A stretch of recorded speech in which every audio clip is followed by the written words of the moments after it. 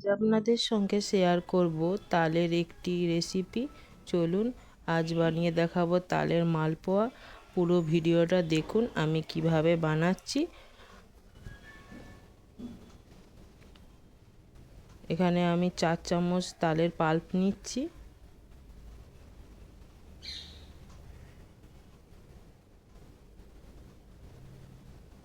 আর এখানে দেবো 1 কাপ ময়দা, আর তার সঙ্গে দেবো হাফ কাপ সুজি।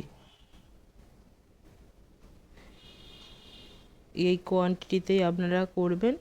যা ময়দা নেবেন তার হাফ সুজি নেবেন, তাহলে তালের পিঠেগুলো ভালো হবে, মালপোয়াগুলো। এখানে আমি কিছুটা জল দিলাম। এখানে 1 কাপ জল নিয়েছি, তার থেকে কিছুটা নিয়ে আমি ব্যাটারটা মেখে নিচ্ছি। আর এখানে 2 চামচ দেবো চিনি, কারণ আমার তালটা একটু মিষ্টি ছিল, ওই জন্য আমি চিনিটা কম দিচ্ছি। আপনাদের যদি তাল কম মিষ্টি হয় তাহলে চিনিটা বাড়িয়ে নেবেন। এখানে বোলটা আমি চেঞ্জ করে নিলাম, আরও যে জলটা ছিল সেই জলটা দিয়ে দিলাম। এখানে দিলাম স্বাদ মতো লবণ, হাফ চামচ লবণ দিয়েছি, আর অল্প কিছুটা কালো জিরে দিলাম। ভালো করে এটা মাখিয়ে 10 মিনিটের মতো ঢাকা দিয়ে রাখবো। দেখুন 10 মিনিট হয়ে গেছে, সুজিটা ফুলে গেছে, দেখুন কত সুন্দর। ব্যাটারটা রেডি হয়ে গেছে। আমি এরপরে গ্যাস জ্বেলে নিচ্ছি।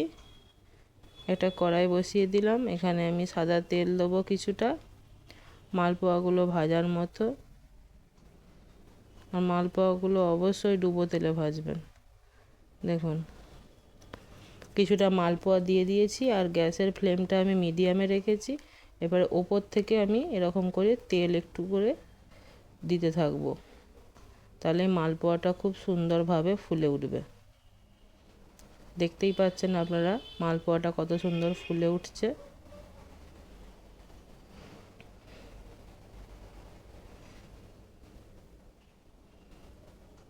আর এই মালপোয়াটা এরকম করে আপনারা যদি করেন তাহলে বাইরেটা ক্রাঞ্চিনেস থাকবে আর ভেতরটা সফট হবে, আর এটা খেতে খুবই ভালো লাগবে।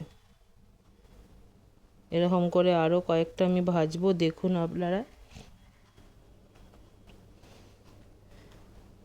আর এই সেম প্রসেসে আপনারা বাড়িতে একবার বানিয়ে দেখবেন, বাড়ির লোকের খুবই পছন্দ হবে।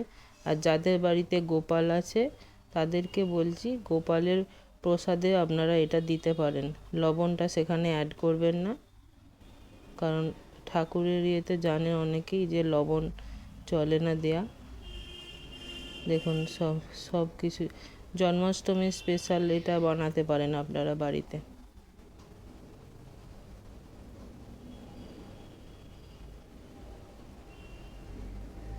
আর কিছুদিন পরে জন্মাষ্টমী তো আসছে। দেখুন আরও আমি কয়েকটা ভেজে নিচ্ছি। এরকম মিডিয়াম আছে আপনারা যদি ভাজেন তাহলে সেই মালপোয়াগুলো ভেতরটা কাঁচা থাকবে না, ভালোভাবে কুক হবে, আর বাইরেটা ক্রাঞ্চি হবে। আর এরকম হালকা ব্রাউন করেই ভাজবেন।